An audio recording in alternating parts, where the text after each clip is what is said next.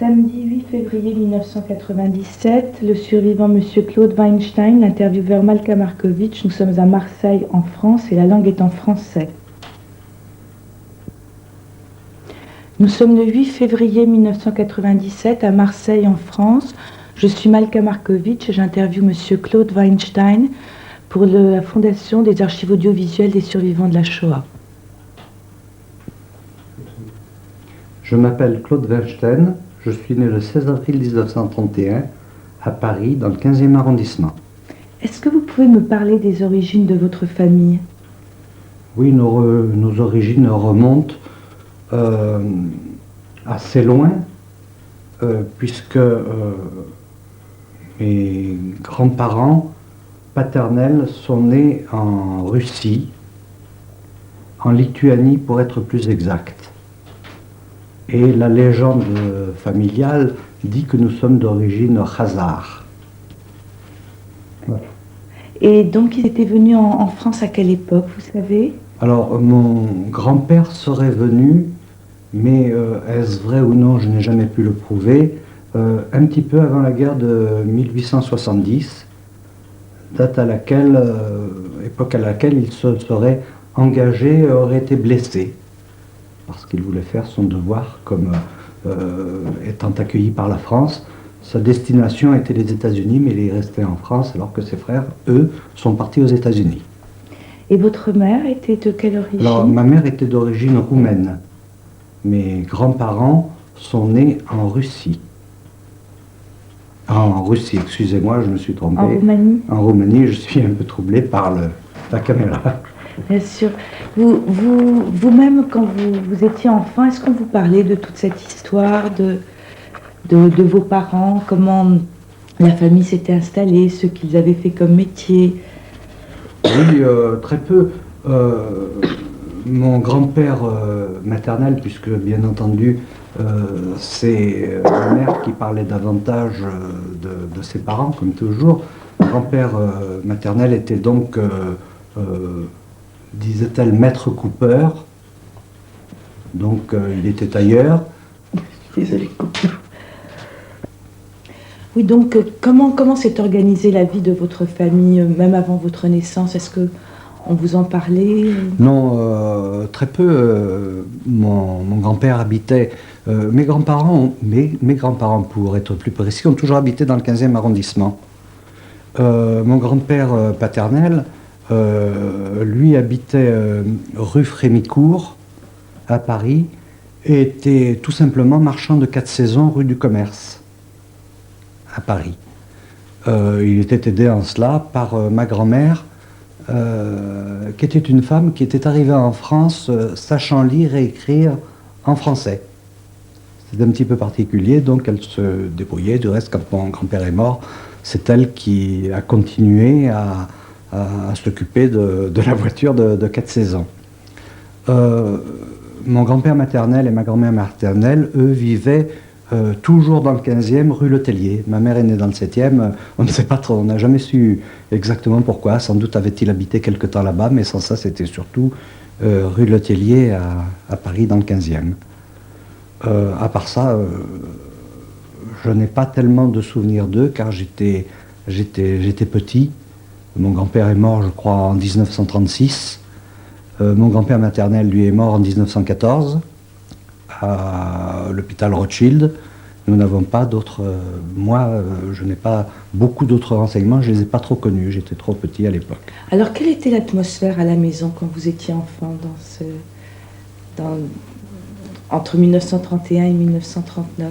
Alors, ce que je peux m'en souvenir, c'est que nous menions une existence très agréable. Mon père écrivait donc des paroles de chansons. Donc c'était un homme très gai qui racontait beaucoup d'histoires. Ma mère était une parfaite maîtresse de maison. Nous avions de jolis meubles dans mes souvenirs, bien cirés, des meubles alsaciens, bien cirés. Mes parents parlaient plusieurs langues, ils parlaient souvent devant moi, puisque ma mère avait vécu en Grande-Bretagne.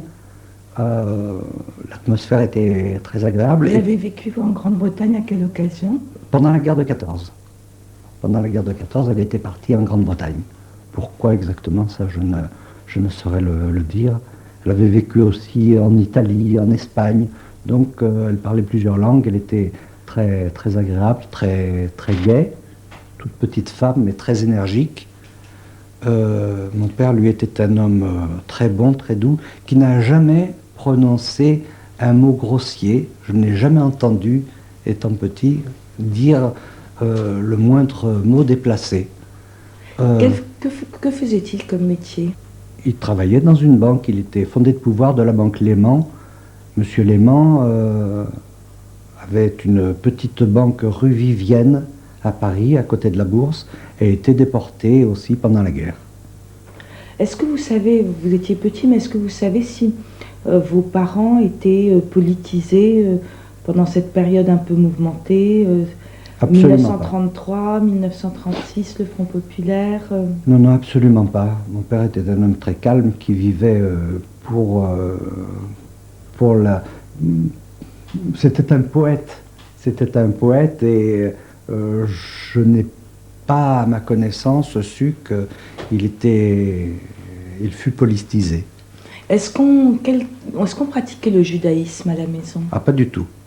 Pas du tout, absolument pas. Nous fréquentions le temple protestant de la rue de l'Avre, qui avait pour pasteur M. Bertrand, qui était un véritable saint, qui donnait son manteau en hiver aux pauvres et qui est mort de froid du reste.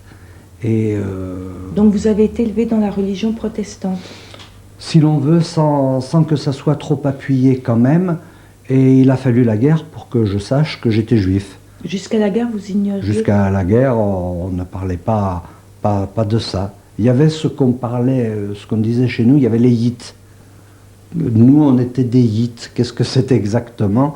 Je ne sais pas. Vous disiez de vous-même que vous étiez des yits? Oui, on était des yits. Qu'est-ce que c'était? Est-ce que c'était une religion, une nationalité? Moi, j'étais trop petit pour savoir ce que ça voulait dire. Est-ce que vous avez des souvenirs aux alentours de 38, des menaces de guerre, de choses particulières à la maison qui pouvaient se dire ou pas? Oui, oui, un petit peu, mais c'est très très vague. J'avais en 1938 7 ans, donc je me souviens très peu de ça. Ce que je me souviens, c'est de la déclaration de la guerre, puisque nous passions nos vacances à côté de Granville, à Saint-Père-sur-Mer, tous les ans, pendant 3 mois. Donc il fallait que mes parents aient des moyens suffisants, je pense, pour que ma mère puisse rester avec ma sœur et moi pendant 3 mois à Saint-Père. Mais c'est la seule époque où on a parlé un peu de la guerre et de ce qui allait se passer, quoi. Mais on ne connaissait pas. Alors de quoi on parlait? Donc qu'est-ce qui se disait? Vous vous souvenez un peu, même dans vos souvenirs d'enfants, ils avaient l'air d'avoir peur Mais un petit peu, on craignait quand même, mais ça c'est des souvenirs. Sont-ils vrais ou sont-ils tronqués par l'histoire? On ne peut pas savoir. Je crois qu'on avait peur de la montée du nazisme. Mais je les ai entendus parler de mouvements de droite dangereux. À l'époque, on parlait des croix de feu. Et un ami de mes parents en faisait partie. Et je me souviens qu'on l'a critiqué. Cet homme qui, après la guerre, du reste, nous a aidés, ma sœur et moi, et nous a recueillis pendant quelque temps. Donc, ça prouve qu'il n'était pas anti-juif. Alors donc, il y a la déclaration de guerre. Que se passe-t-il à ce moment-là? Votre famille revient à Paris? Qu'est-ce qui se passe? Ma famille est revenue à Paris donc, au mois de septembre. À cause des alertes, car j'étais d'une santé fragile, on m'a mis chez des amis en Bourgogne, ou chez des amis ou en pension, ça non plus, je ne sais pas très bien, à Saint-Cyr-les-Colons, à côté d'Auxerre, Auxerre, je ne sais pas comment on dit. Et au moment de l'exode, mes parents sont venus me chercher, et nous avons donc fait toute l'exode sur un camion militaire dans une petite Simca. Nous nous sommes nourris pendant quelques jours de chocolat uniquement, nous n'avions rien pour manger. Vous alliez dans quelle direction? Alors on allait vers le sud et nous sommes arrivés en fin de course au Buisson en Dordogne. Vous avez un souvenir de cette traversée de la France dans cette... Ah oui, je me rappelle de la Charité-sur-Loire, où étant tout petit, nous avions passé quelque temps de vacances, une semaine ou deux, ça je ne peux pas vous le dire, et je m'en suis souvenu, je vois encore le pont avec toutes les voitures qui passaient encombrées, je vois aussi le moment où il fallait descendre de voiture et se mettre dans les fossés parce qu'il y avait des bombardements, je ne sais pas trop, j'étais petit, et en fait, comme tous les enfants, je ne vais pas dire que j'étais effrayé, moi j'étais amusé par tous ces mouvements, par tous ces événements. Donc vous arrivez en Dordogne et là vous vous installez? Alors nous avons été recueillis, il y avait des maisons qui étaient données d'office aux réfugiés. Donc nous étions réfugiés, des maisons nous ont été données et nous avons été logés chez des gens qui vivent encore, tout au moins les enfants, qui s'appelaient les Sénettes, le papa était chef de train, je me souviens encore, vous voyez, et nous avons été hébergés chez eux, et comme il n'y avait pas de travail, c'est là que nous sommes partis à Mazamet, où, comme il y avait une Banque de France, mon père disait qu'il pourrait sans doute trouver du travail. Mazamet, c'était où? Mazamet, c'est dans le Tarn, une ville où, à l'époque, il faisait très très froid, où ma sœur, qui avait 5 ans de plus que moi, tricotait des chaussettes et des gants pour se protéger comme on pouvait. Nous étions très très peu chauffés. Un cousin, Germain, nous avait rejoint, qui ensuite avait été démobilisé et est parti ensuite au Maroc. Donc là, c'était déjà après l'armistice. Oui. C'était en zone libre. C'était en zone libre. Nous étions en zone libre. Mais est-ce que vos parents, est-ce que vous avez un souvenir si vos parents s'inquiétaient? Est-ce qu'ils avaient l'intention de revenir vers Paris ou ils avaient... Oui, mes parents auraient bien aimé revenir vers Paris, mais sachant que les Allemands arrêtaient des Juifs, ont préféré, se sont crus en sécurité à Marseille et là, on n'est pas encore à Marseille. Non, non, non, là, bien sûr, nous sommes... Oui, moi, je mélange un peu, c'est vrai, mais on n'est pas resté trop longtemps à Mazamet puisqu'il n'y avait pas de travail. Mon père ne pouvait pas travailler pour subvenir du reste à nos besoins. Nous habitions dans une maison où il y avait des engrais, donnait un coup de main pour décharger les engrais. Donc il était courageux, il travaillait dur. Et donc ensuite il a décidé de partir à Marseille, où un ami lui avait dit qu'il aurait du travail. Effectivement, il a trouvé du travail chez un agent de change rue Saint-Féréol à Marseille, Monsieur Roland. Et là, vous êtes... Alors là, nous habitions, mon père est parti devant, et nous habitions le J9 à 19 km environ de Marseille. Il y avait d'autres juifs à Logis-9? Au Logis-9, il y avait un autre juif qui était un ami d'enfance de mon père, qui avait comme nom Richard Lenoir, qui était un compositeur de musique très connu, puisqu'il a écrit des musiques de films. C'est lui qui a écrit une chanson que l'on fredonne parfois encore, c'est une petite étoile qui scintille à l'horizon. Donc il était connu, mon père a écrit des chansons avec lui, et donc nous habitions à côté de lui au Logis-9. C'est le seul juif que j'ai su après qu'il était juif, parce qu'on n'en parlait pas à la maison. Il ne fallait pas que moi je fasse de bêtises.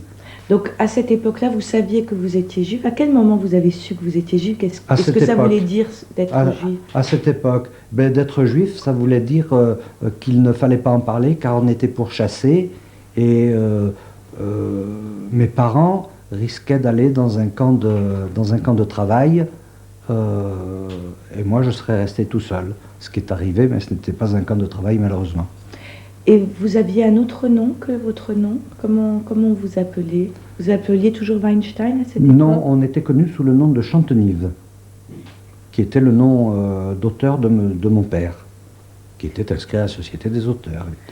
Est-ce que vous savez si votre père s'était inscrit comme juif lorsqu'il a fallu... Oui, il s'est inscrit comme juif, je l'ai su après, à la demande de son employeur, M. Roland, qui ne voulait pas d'histoire et il fallait qu'il soit inscrit sous le nom en tant que juif à Marseille.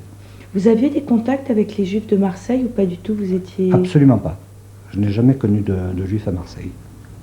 Alors comment était la vie de ce petit garçon dans ce village? Ma foi, j'étais joueur, mais étant de santé fragile, disons que les jeux un peu rudes de mon âge m'étaient défendus. Et il ne fallait pas que... Bon, donc je lisais beaucoup. Je lisais énormément. Nous avions des voisins qui avaient des livres. Un voisin qui avait toute la série de Jules Verne, bien brochés, ces beaux livres que l'on faisait avant, que j'ai dévorés. Un autre voisin qui avait tous les livres d'Alexandre Dumas, etc., que j'ai dévorés aussi. Et puis ceux d'Hector Malot, Romain Calbris, Sans famille, puis d'Edmond About, L'homme à l'oreille cassée, etc. J'ai beaucoup lu étant petit, ce qui m'a permis un peu de m'instruire. Et vous alliez à l'école dans le Alors village? j'allais à l'école au Logis Neuf. Et ensuite, bon, après mon examen de passage en 6e, il y avait un examen qui se passait au lycée Thiers à Marseille. Je suis entré au collège Victor Hugo, où je suis resté peu de temps. Au collège Victor Hugo à Marseille? À Marseille. Donc vous descendiez tous les jours à Marseille du logis? On descendait, oui, ce qui était un drôle de trafic parce que c'était en tramway et il y avait 1 heure de trajet et les tramways, il n'y en avait pas beaucoup dans la journée. Ce qui me permettait de me promener avec des amis dans Marseille et j'ai bien connu à cette époque ces fameux vieux quartiers, Transborder, etc. Est-ce qu'au lycée, il y avait d'autres juifs comme vous qui allaient au lycée? Nous n'avions pas de rapport, nous ne le savions pas. Être juif ne se disait surtout pas, surtout que là c'était en plus de ça, c'est maintenant que je m'en rends compte, ce n'était plus en zone libre. C'était déjà après oui, novembre 42. Oui, oui. Mais on était à Marseille quand il y a eu le débarquement en Afrique du Nord et que la France n'a plus été coupée en deux. Vous vous souvenez de l'arrivée des Allemands dans cette région? Pas particulièrement, sinon que en face de chez nous, nous habitions en pleine campagne, tout en haut du Logis Neuf. Et en face, il y avait des Allemands qui campaient dans une propriété et qui faisaient des exercices et qui venaient jusqu'aux abords de la villa que nous logions. Et qu'est-ce que vous ressentiez? Vous aviez quel sentiment? Non, pas du tout. Quand on parlait avec eux, ils nous disaient toujours, nous on n'est pas allemands, on est autrichiens. Moi je suis pas allemand, je suis autrichien. Tu veux un bonbon? Voilà comment ça se passait. Ils parlaient un français plus ou moins pur, mais ces soldats, il n'y avait pas de problème. Ils étaient très, très gentils, s'amusaient avec les enfants. Et quand vous descendiez en tramway à Marseille, comment étaient les Allemands que vous voyez? Il y avait des Allemands qui marchaient dans la rue, qui étaient normaux, qui ne pouvaient pas se douter qu'ils étaient capables de commettre les cruautés qu'ils ont commis par la suite, quoi. C'était pas possible, ils étaient gentils. Moi, j'allais en cachette de mes parents au cinéma. Il fallait surtout pas y aller, moi j'y allais quand même. Et bon, il y avait des Allemands. Bon, alors, on faisait pas tellement attention à eux. Disons qu'on ne les aimait pas parce qu'il ne fallait pas les aimer. C'était les occupants. Puis en plus de ça, on savait qu'il y en avait parmi eux qui faisaient du mal aux Juifs, qui les enfermaient, mais on ne se connaissait pas. On ne me parlait pas des camps de concentration à cette époque. Donc, des Allemands, c'est tout. Bon, on les trouvait ridicules, on les trouvait un peu lourdeaux. Voilà, on se moquait d'eux comme le Français a l'habitude de se moquer de l'étranger. Mais ce n'était pas la haine que j'ai éprouvée par la suite. Alors quand il y a eu les premières rafles en janvier 1943 à Marseille, est-ce que vous étiez au courant de ces rafles? Nous n'avons pas été au courant qu'il y avait eu des Juifs arrêtés. Nous avons été au courant qu'il y avait, tout au moins moi, des arrestations non pas de résistants, à l'époque on n'employait pas ce mot, mais de terroristes. On avait arrêté des terroristes et des gens qui habitaient les vieux quartiers certains sont venus habiter au Logis Neuf.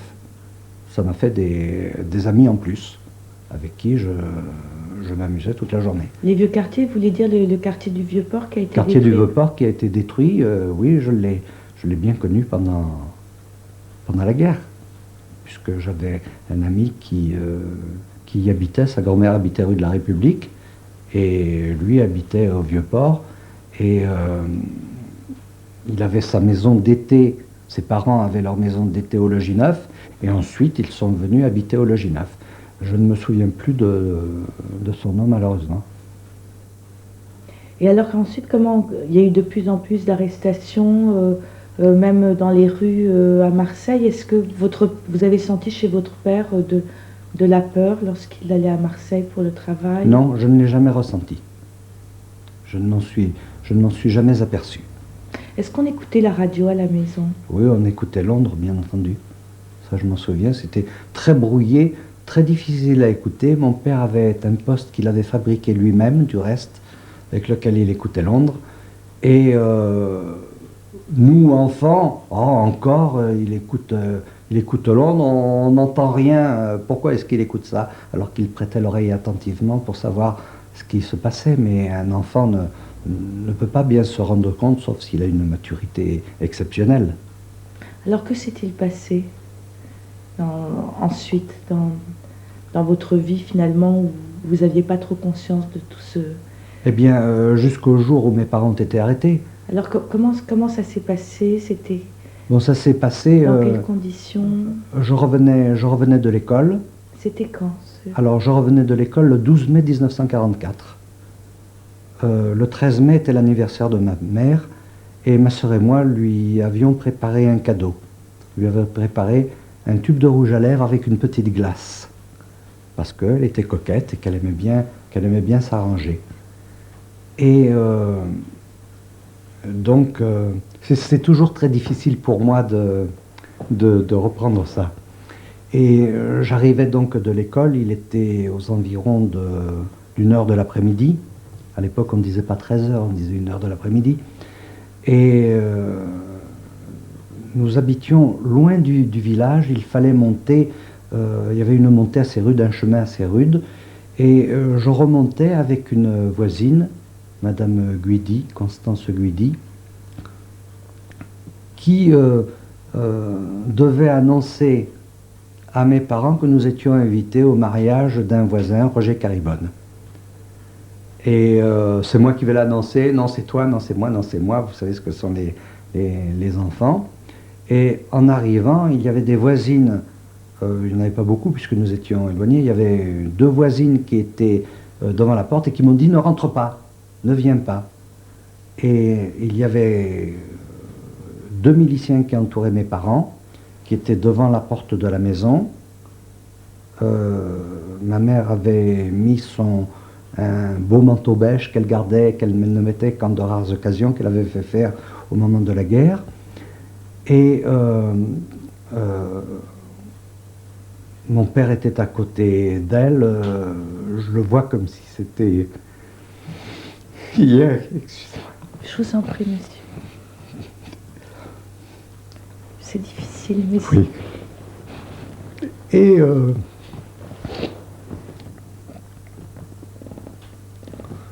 donc les voisines ne voulaient pas que j'aille vers mes parents. Moi je me suis précipité vers ma mère, quoi. Et à ce moment-là, les miliciens ont dit qu'est-ce qu'on fait? Et ils ont dit bon ben on l'emmène.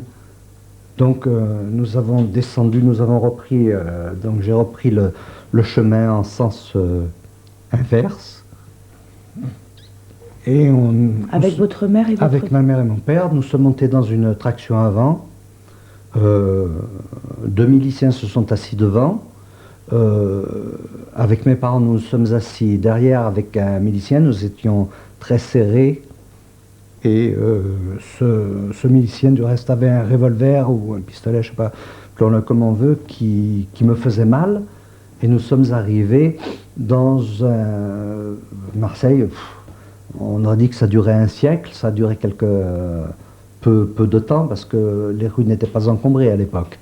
Vos parents vous parlaient à ce moment-là, le trajet en voiture? Personne ne disait rien, il n'y a pas eu un mot d'échangé pendant toute la durée du voyage.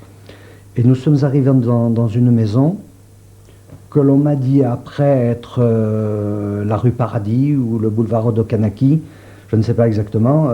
Il y avait un immeuble dans lequel nous sommes entrés et il y avait des escaliers.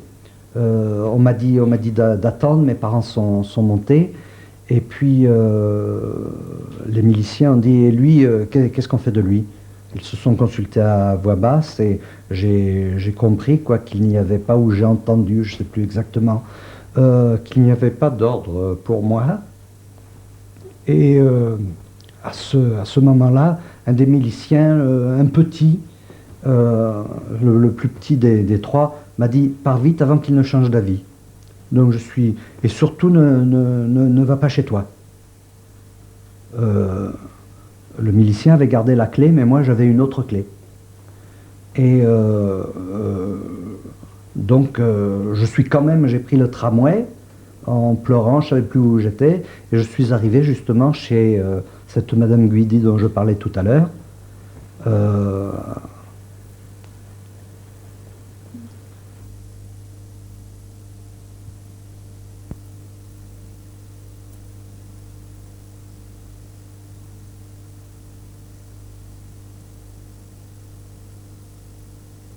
En France, le survivant M. Claude Weinstein, l'intervieweur Malka Markovitch, cassette numéro 2.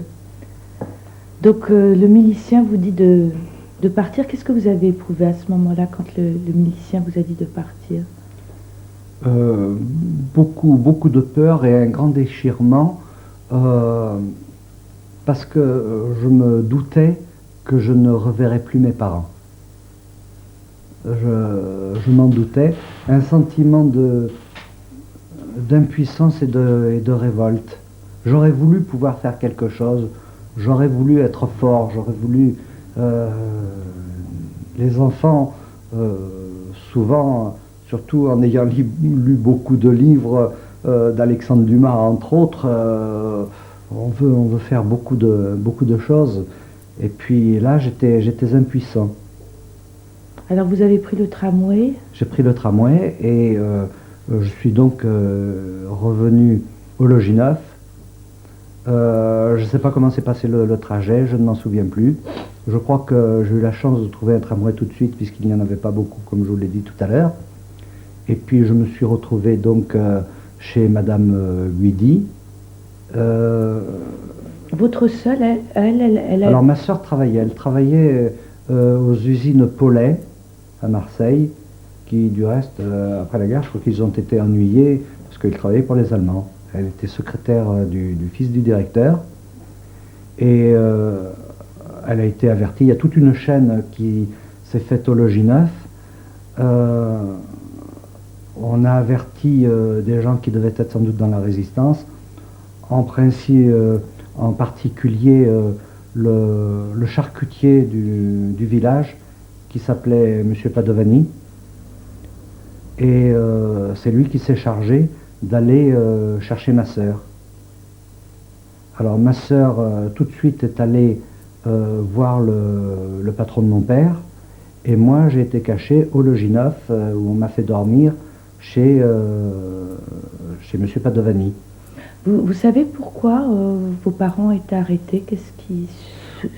On n'a jamais su si c'était une dénonciation d'un collègue de mon père, ce qui aurait été fort possible, puisqu'au Logis Neuf, il n'y avait pas de problème. Au contraire, les gens, à la limite, auraient fait une chaîne pour nous aider. Tous les gens ont été très gentils, et même après la guerre, j'étais l'enfant gâté du village. On n'a jamais su. On a pensé que c'était peut-être un ami de ça. Il aurait fallu pouvoir interviewer ma sœur qui vous l'aurait dit mieux que moi, car elle n'a plus voulu parler. Elle a occulté complètement, elle, cette période. Et donc elle a été voir le directeur de votre père pour quelle raison? Alors elle a été voir le directeur de mon père pour qu'il s'occupe de nous. À ce moment-là, il nous a placés chez sa comptable. Nous avons été cachés chez sa comptable, Madame Talent. Lui était coiffeur, ouvrier coiffeur dans un salon de la Canebière. Et nous avons donc été cachés quelque temps chez lui. Ensuite, de chez eux, ma sœur s'est mise en rapport sur les conseils et la recommandation du patron de mon père, M. Roland, avec les sœurs de Sion, les dames de Sion, rue Paradis. Les dames de Sion se sont occupées donc de nous procurer des faux papiers. Donc moi je m'appelais à ce moment-là Vinchenet, Claude Vinchenet, j'avais une carte d'identité, ma sœur aussi. Et nous sommes partis chez la Louvet, à la Louvet. Ma sœur... c'est où la Louvet? À la Louvet, c'est dans l'Ardèche. C'est dans l'Ardèche, c'est un haut lieu de pèlerinage de l'Ardèche. C'est où est mort Saint François Régis.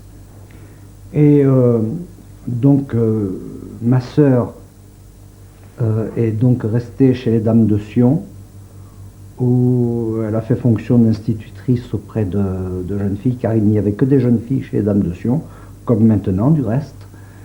Et moi j'ai été mis au lieu dit la colonie d'Oran, à la Louvet, chez les sœurs de Saint-Vincent de Paul, qui se sont occupées donc de moi. Bon, ben c'est toute une... c'était, disons, il y avait des enfants de Marseille qui, de crainte des bombardements, du peu de nourriture qu'il y avait à Marseille, étaient donc à la Louvet. Il devait pas sans doute y avoir des juifs, mais on ne les connaissait pas. À ce moment-là, les sœurs du reste m'ont baptisé, m'ont fait faire ma communion, comme ça j'ai tout eu. J'étais cœur vaillant, parce qu'il fallait... En fait, c'était des anciens... la plupart étaient des anciens cœurs vaillants, et elles les avaient...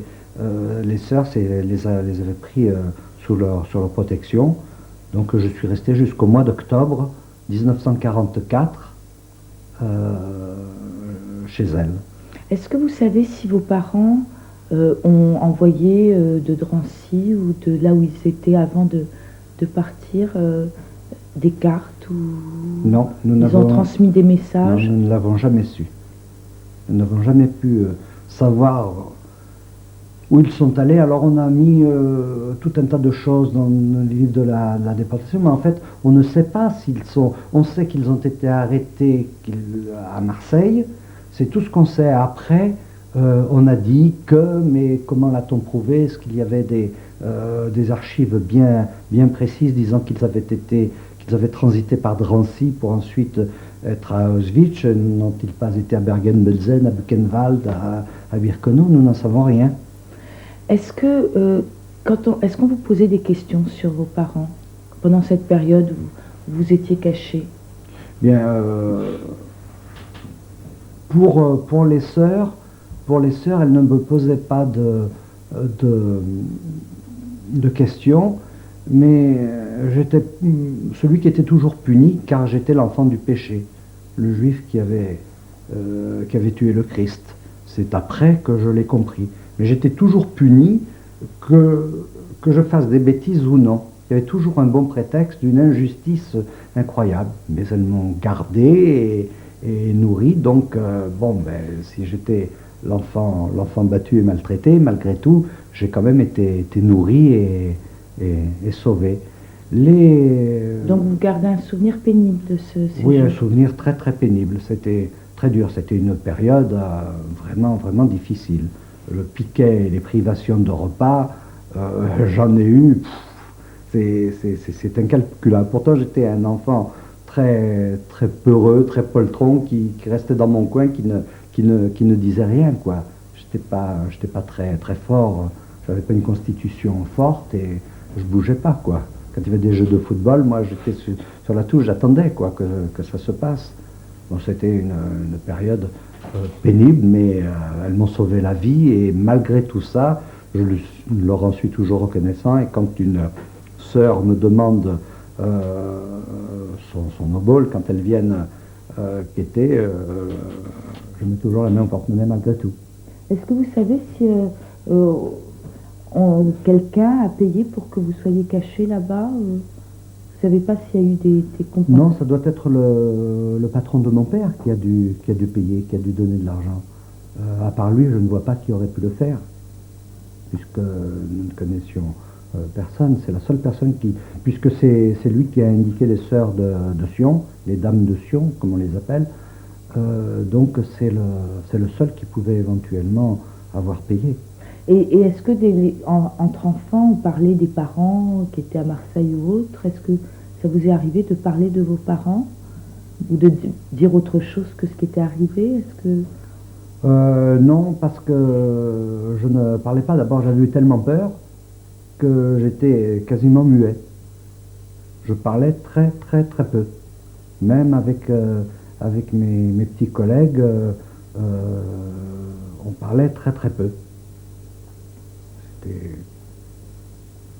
Alors à la Libération, que s'est-il passé quand vous êtes revenu sur Alors Marseille? à la Libération, donc ma sœur a voulu revenir à Marseille. Elle est venue vous chercher à Louvet? Ma sœur était à la Louvet aussi. Elle était chez les sœurs de Sion à la Louvet. Et vous vous voyez à l'époque? Et on se voyait de temps en temps. De temps en temps, une fois par quinzaine, elle avait le droit de venir me voir. Moi, je n'avais pas le droit d'aller chez elle, là-bas, parce que c'était des filles. Il ne fallait pas qu'un garçon puisse pénétrer chez les dames de Sion. Bon, ben, c'est comme ça, c'est leur règle. Après tout, là, ça ne me dérange pas. Ça ne me dérangeait pas. Donc, elle venait me voir de temps en temps. Il y avait 2 ou 3 kilomètres, quoi, à faire, pas plus. Et donc, vous êtes redescendus ensemble? Alors, nous sommes redescendus à Marseille dans des camions militaires qui rapatriaient les gens. Et arrivés à Marseille, nous sommes retournés au Logis Neuf. La villa était occupée par des gens qui avaient été mis là à cause des bombardements. Et nous avons pu avoir un petit logement à proximité du moulin à huile du Logis Neuf, dans une rue parallèle, chez des gens qui étaient, je crois, des Tchécoslovaques. Nous, on les appelait par leur prénom, Monsieur et Madame Michel.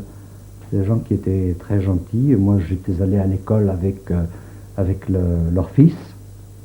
Et ma sœur était amie, et toujours amie avec la fille du reste, Amélie.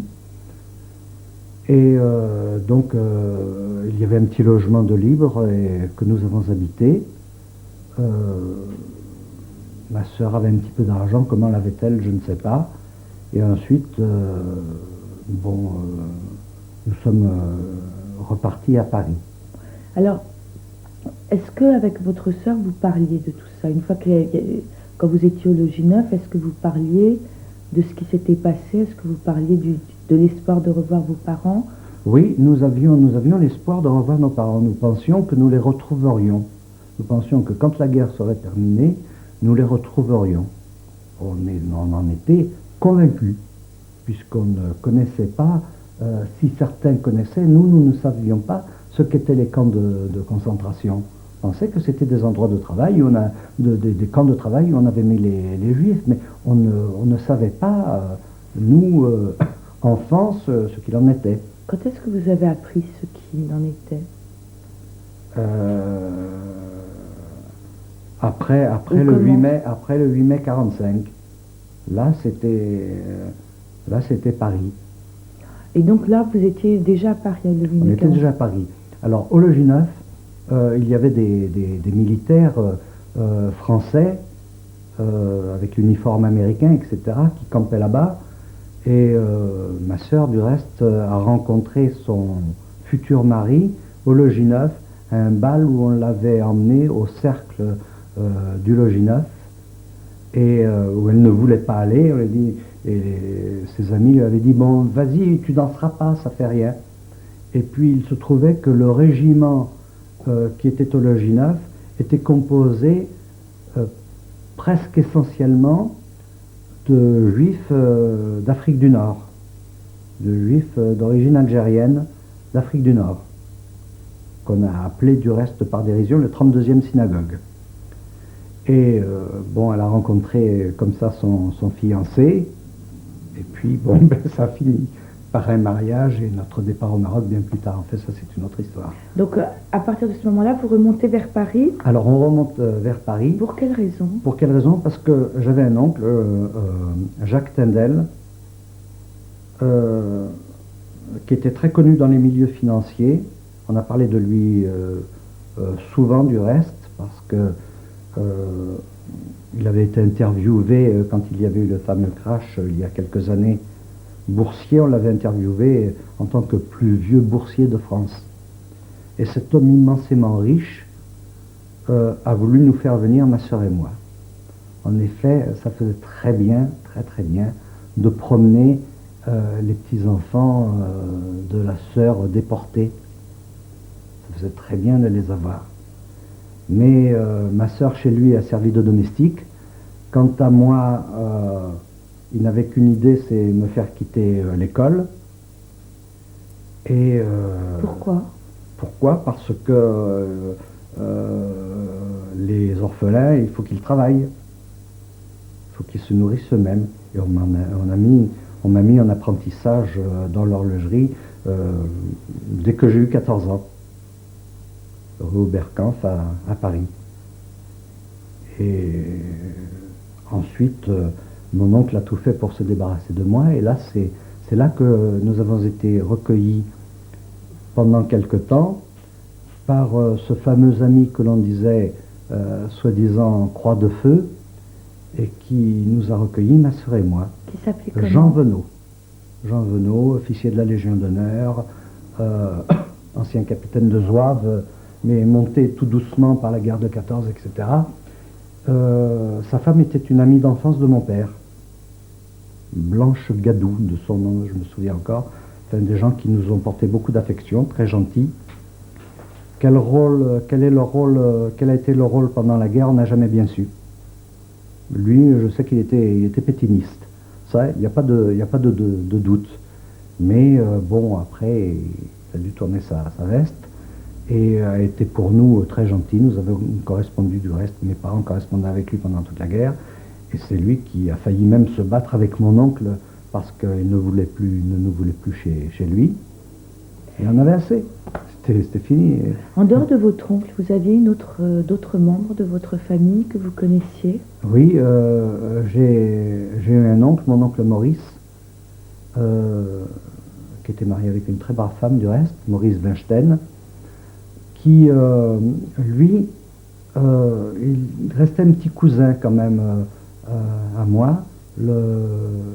Son frère aîné et ses parents avaient été déportés. Et cet oncle a dit, moi, qu'est-ce que je vais m'embarrasser des fils de mon frère et de ma sœur, je vais adopter une petite fille. Et il a adopté une petite fille. Il a dit, au moins, ça sera la mienne. Très intelligent, oui. Bon, comme ça, il ne s'est pas occupé de nous, on n'en a plus parlé. C'était une histoire terminée, et l'autre aussi, et on n'a plus voulu les revoir. Avant la guerre, vous étiez une grande famille avant... Bien, oui, mais nous ne nous fréquentions pas beaucoup. Donc vous ne savez pas ce que sont devenus les autres membres? Alors les autres, nous avons su qu'ils ont été déportés. Une sœur de mon père, entre autres, des frères de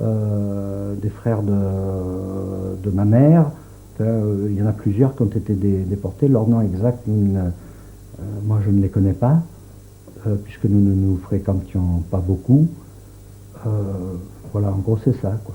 Donc quand vous avez été recueilli ensuite par ce monsieur, comment vous étiez votre sœur et vous? Alors ma sœur travaillait dans une banque et en attendant de partir au Maroc pour se marier, puisque mon beau-frère habitait le Maroc à Oujda. Et moi, j'étais en apprentissage, donc j'apprenais le métier d'horloger. Est-ce que à cette époque-là, vous saviez que vos parents ne reviendraient pas? Non, on ne le savait pas, on avait toujours l'espoir. On a eu l'espoir pendant des années. On pensait qu'ils avaient été... Mon père parlait russe, puisque ses parents étaient d'origine russe. Et on avait toujours l'espoir qu'ils reviendraient. Peut-être qu'ils avaient été faits prisonniers par les Russes à la libération des camps. Voilà ce que nous pensions. Nous avions l'espoir qu'ils reviendraient. Et cet espoir a duré des années et des années. On n'a jamais voulu accepter. Est-ce que vous alliez aux endroits où il y avait le retour d'autres déportés à cette époque-là? Oui, nous allions à la synagogue de la rue Chasselouloba à Paris.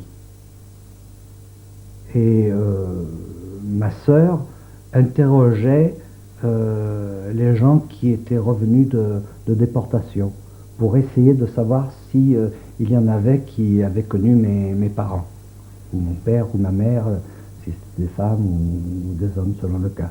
Vous avez été avec elle là-bas? Rue Chasselouloba, oui, plusieurs fois. Et comment étaient les gens qui revenaient?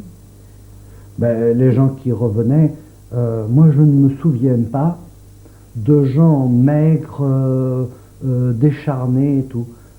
J'en ai vu dans le métro à Paris, mais rue Chasselouloba, je n'ai jamais vu ce genre de personnes. C'est peut-être étrange ce que je dis, pourtant je faisais attention, un enfant est observateur quand même.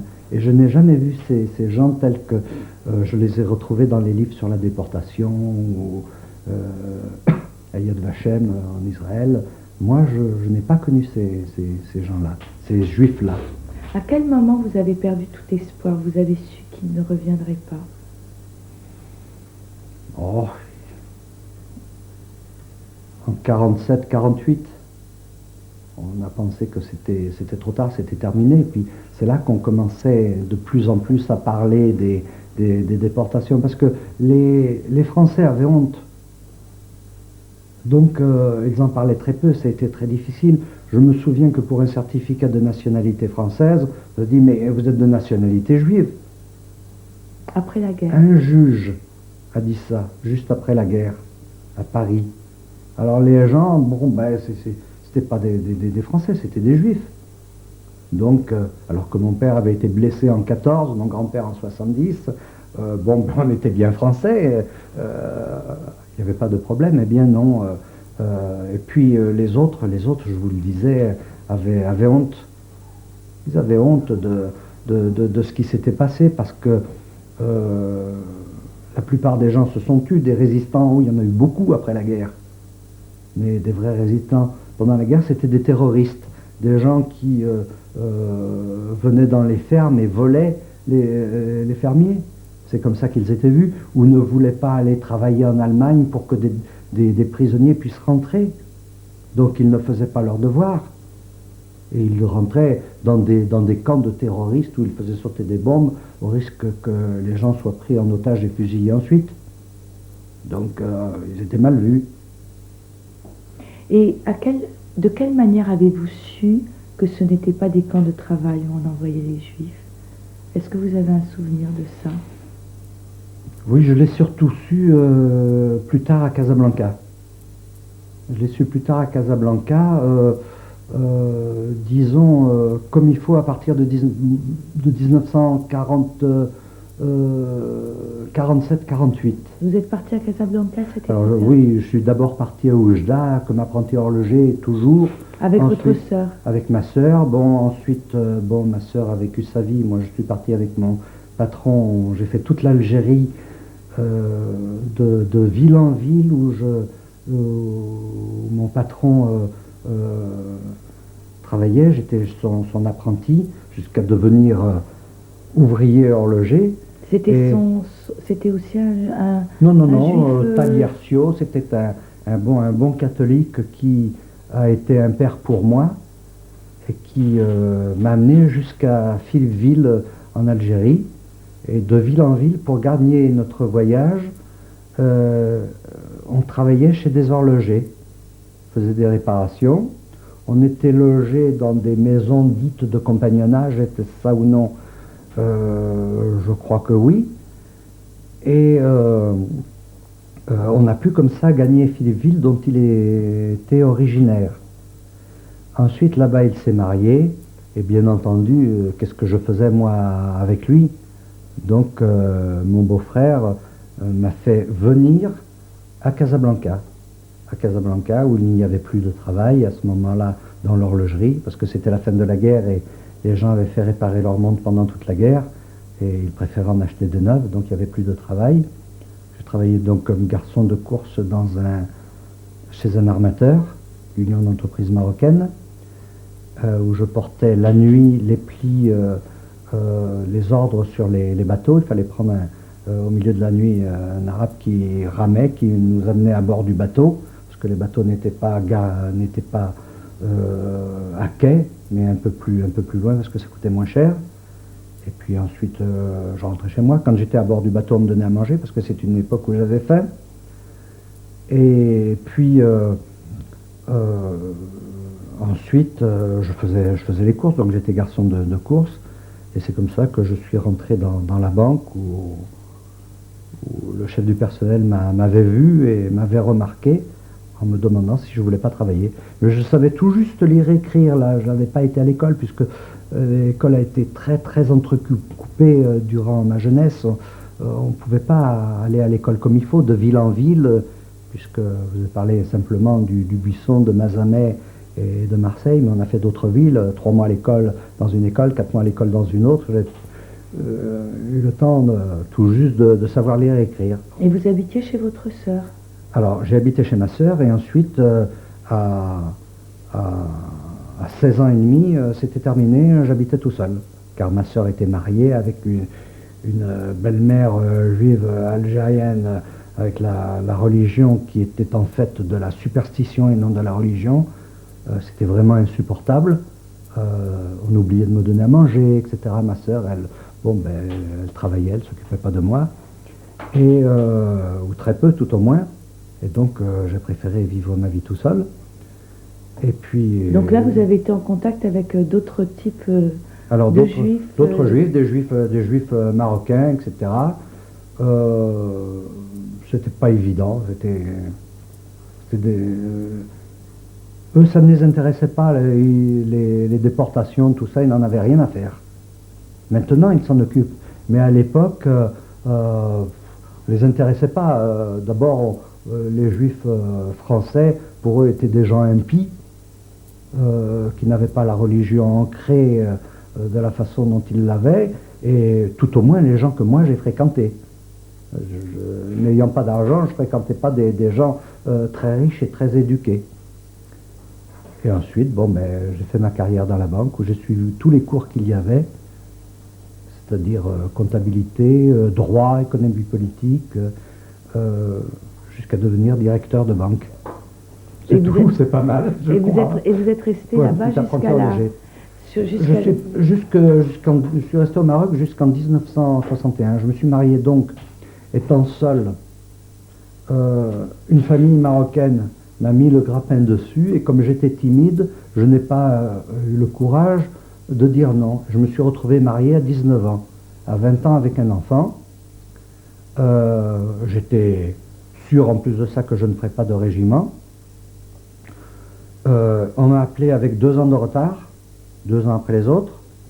1 mois avant d'être libéré, c'est-à-dire au bout de 17 mois, on s'est excusé en me disant on s'est trompé, on n'aurait pas dû t'appeler, retourne vite chez toi. On m'a rappelé 6 mois après, où j'ai été muté dans les Zouaves. Vous n'auriez pas dû être appelé pour quoi? Parce que j'étais orphelin de guerre. J'étais orphelin de guerre, donc je ne devais pas être appelé. Bon, donc les papiers n'ont pas été faits puisque il y avait une certaine obstruction. Et donc je me suis retrouvé au moment des événements du Maroc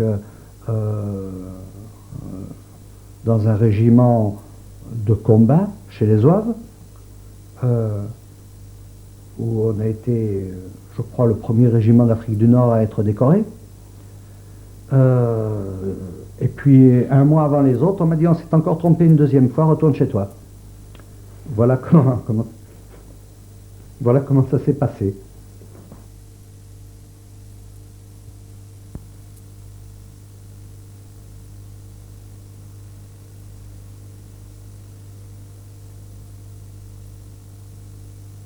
À Marseille, en France, le survivant Monsieur Claude Weinstein, l'intervieweur Malka Markovic, cassette numéro 3. Donc vous êtes démobilisé. Qu'est-ce que vous avez ressenti dans toutes ces erreurs qu'il y a eu? On devait vous prendre, pas vous prendre. Quel sentiment vous avez eu de tout ça? Beaucoup d'injustice. Pas envers moi personnellement, mais je m'occupais déjà de déportés. Je me disais toujours, mais alors on veut pas reconnaître, on ne reconnaîtra jamais qu'il y a des gens qui ont souffert à cause de leur religion, à cause de leurs idées politiques différentes. Même si quelqu'un avait fait du marché noir ou que c'était un bandit, c'est pas pour ça qu'il fallait le déporter, même si c'était un criminel, et faire tout ce qui a été fait. Et à cette époque... Quand vous dites vous vous occupiez de déportés, c'est-à-dire? Bien, je m'occupais de la Fédération des déportés à Casablanca. Il y en avait beaucoup de déportés là-bas? Oui, il y en avait beaucoup parce qu'il y avait beaucoup de réfugiés espagnols. Et les Espagnols, beaucoup d'Espagnols ont été déportés. Beaucoup ont péri dans les camps, beaucoup sont revenus, mais il y en a eu énormément à Buchenwald. Et de ce fait, la Fédération des déportés, puis il y avait aussi beaucoup de communistes aussi. Et il y en a qui, en France, n'étaient pas persona grata et préféraient être au Maroc où plus ou moins ça passait. Donc nous avions pas mal d'anciens déportés à Casablanca qui en plus de ça avaient des difficultés pour maîtriser le français. Donc puisqu'il y avait une association de déportés où je me suis affilié dès mon arrivée à Casablanca, on m'a demandé de donner un coup de main pour aider à faire les papiers. Nous avions créé aussi, au sein de cette fédération de Casablanca, une sorte d'aide mutuelle pour les médicaments. Il y avait des médecins qui, entre autres, je me rappelle, la doctoresse Bousquet, qui soignait les gens gratuitement. Nous n'avions pas de frais à payer, comme la sécurité sociale n'était pas existante à cette époque à Casablanca. Ils rendaient service aux déportés, donc il fallait faire des papiers, et c'est là que j'étais membre actif du bureau. Et à mon retour de France, du reste, j'ai continué à m'en occuper, puisque j'ai été longtemps vice-président des déportés, et même président des déportés à Istres, entre autres. Alors comment, par votre mariage, vous étiez inséré dans la communauté juive marocaine? Comment ces activités se conjuguaient avec... Bon, j'ai eu la chance quand même que mon beau-père était un érudit, qui était un des premiers à avoir un vélo au Maroc, et à jouer du piano, etc. Donc c'était quelqu'un de cultivé et qui connaissait bien la religion mais ne la pratiquait pas. Ma belle-mère, elle la pratiquait plus ou moins, mais j'étais quand même entouré de la famille qui, elle, pratiquait assez la religion, puisque les juifs marocains, hein, je vous l'ai dit tout à l'heure, étaient religieusement superstitieux. Donc... Et vous pouviez parler de votre histoire? Est-ce qu'on connaissait votre histoire? Ça ne les intéressait pas. Les gens, ça les ennuyait. Ça les ennuyait. Même maintenant, quand il en parle, et c'est très rare que l'on en parle, sauf si l'on est entre amis, les gens, on les lasse avec nos histoires. C'est une histoire terminée, puisqu'il y a du négationnisme en plus qui vient en rajouter. Au moment où il y a le Front National qui va peut-être remporter des élections à Vitrolles, c'est pas évident. Les gens, on les ennuie c'est une histoire terminée pour eux quand elle n'est pas fausse. Et à Casablanca, les gens disaient « Oh, mais nous aussi, pendant la guerre, on a souffert puisque les écoles était fermée aux juifs, il fallait que nous allions à l'Alliance. Sans ça, ils n'avaient pas le droit, vous voyez, il fallait qu'ils soient dans une école typiquement où on ne recevait que des juifs. On a sorti du reste pas mal de médecins, d'avocats, donc ça n'a pas été un mal puisque l'enseignement était parfait. Mais les gens, non, on ne pouvait pas trop parler.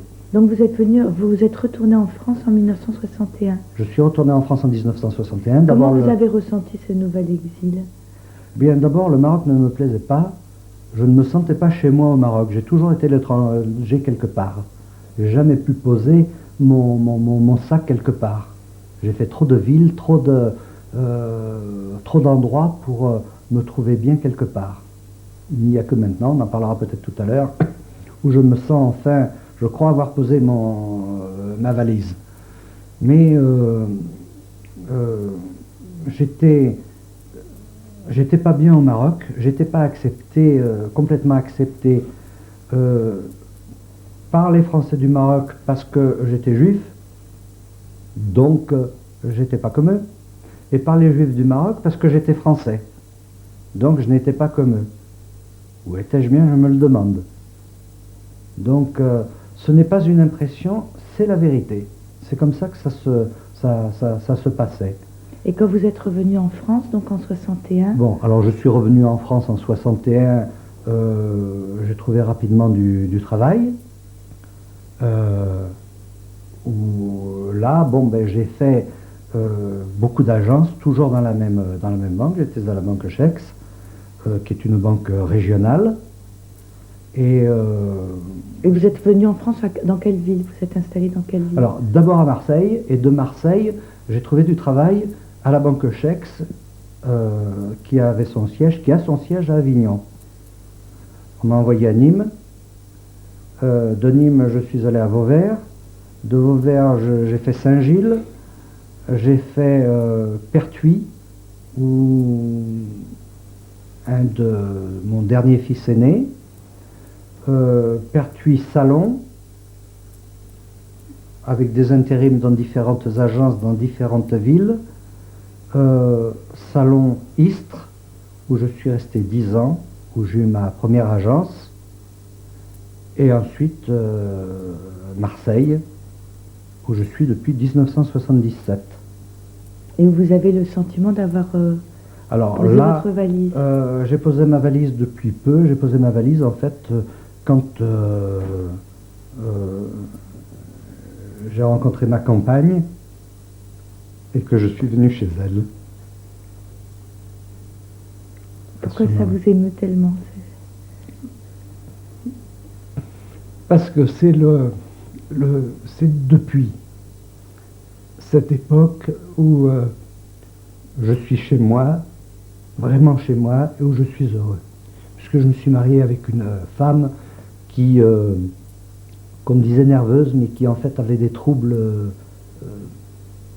psychiques dus à une maladie qui couvait depuis des années. Du reste, elle était invalide en maison de retraite depuis des années. Et quand on l'a mis en maison de retraite, c'est à ce moment-là seulement que j'ai pu enfin être libre, puisque si je m'occupe d'elle financièrement et si je vais la voir régulièrement, malgré tout, j'étais obligé de vivre avec elle, de m'occuper d'elle, de faire tout ce qu'une femme peut faire dans la maison, c'est moi qui le faisais.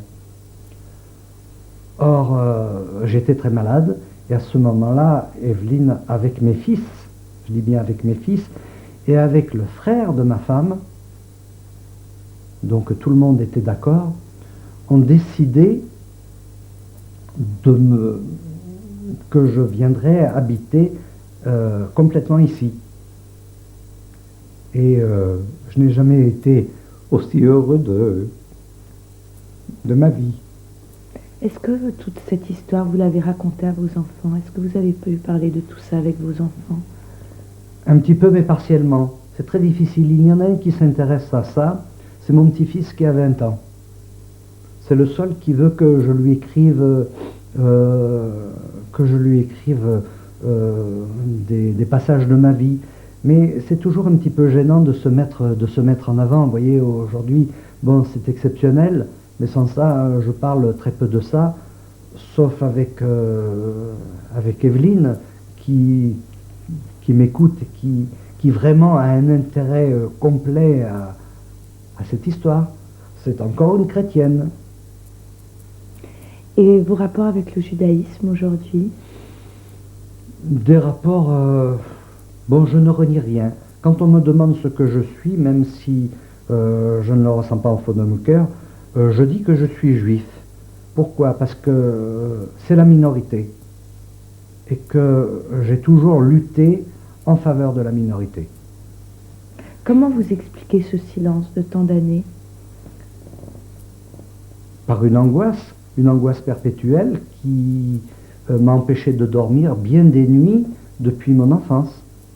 Depuis l'âge de 13 ans, j'ai passé des nuits blanches en me voyant arrêter, en voyant... J'ai revu et je revois encore très souvent cette époque. Je la revois très souvent.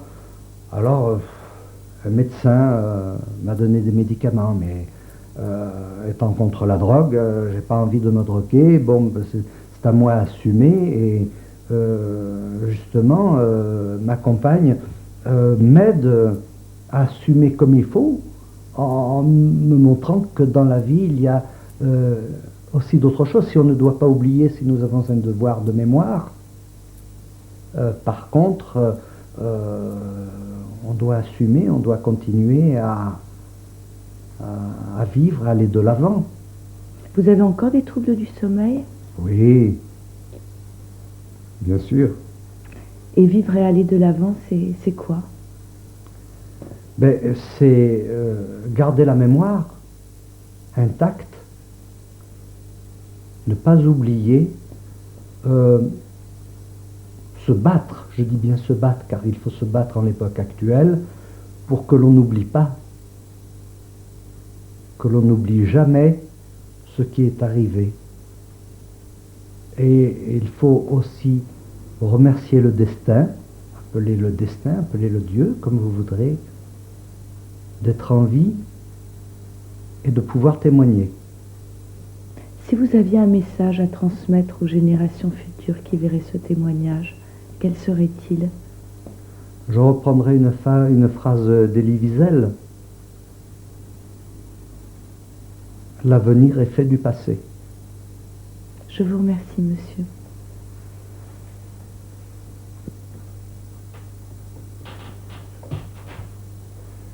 Je suis à côté de ma compagne, bien-aimée, Evelyne Beusse-Lévesque, qui m'a tant apporté depuis près de 20 ans. Madame, qu'est-ce que ça, l'histoire de votre compagnon, qu'est-ce que ça représente pour vous et... Pour moi, ça représente beaucoup parce que, premièrement, ça m'a permis d'apprendre ce qu'étaient les Juifs, ce qui s'est passé. Étant chrétienne, les choses sont dites un petit peu différemment. Donc, c'est les Juifs qui ont tué le Christ, c'est ce qu'on nous apprend. Je suis protestante, donc c'est ce qu'on apprend dans les temples. Et ça m'a permis de justement faire bien le point sur tout ce qui s'est passé. Et je dirais que maintenant, j'ai beaucoup de... On dit qu'il faut pardonner, mais j'ai beaucoup de haine quand même pour les Allemands. Et j'essaie de me contrôler, bien sûr. J'essaie de comprendre, parce que bon, maintenant, la génération actuelle, bon, eux, ils n'y sont pour rien. Donc, c'est des jeunes comme les autres. Mais malgré tout, il faut se battre, et c'est vrai. Et surtout, ne pas perdre la mémoire. Et continuer et dire aux jeunes qu'il faut absolument faire quelque chose pour que l'extrême droite ne passe pas et que le nazisme ne remonte pas. Parce que c'est quelque chose de très grave et qui fait très peur. Je vous remercie, madame. Merci, monsieur. Je veux dire. Voilà la photo de mon père, Georges Weinstein, puisqu'il voulait qu'on l'appelle Georges. dit Chantenive. Son nom, son prénom, c'était quoi en réalité? Son prénom était Ephraim. Sa mère l'appelait Fraden, du reste. Mais Ephraim, c'était trop lourd à porter pour un Français en France. C'était vraiment trop lourd. Et cette photo a été prise en 1938 pour justement être mise sur sa carte d'identité d'auteur de chansons. Voilà pourquoi elle a été prise. C'est la photo de ma mère, Céline Weinstein, née Tindel. On l'appelait Tindel et non Tintel. Pourquoi, je n'en sais rien. Cette photo a été prise par Monsieur Mandel à Mazamet en 1941. Monsieur Mandel, du reste, était photographe à Mazamet et a été déporté. Il est mort en déportation.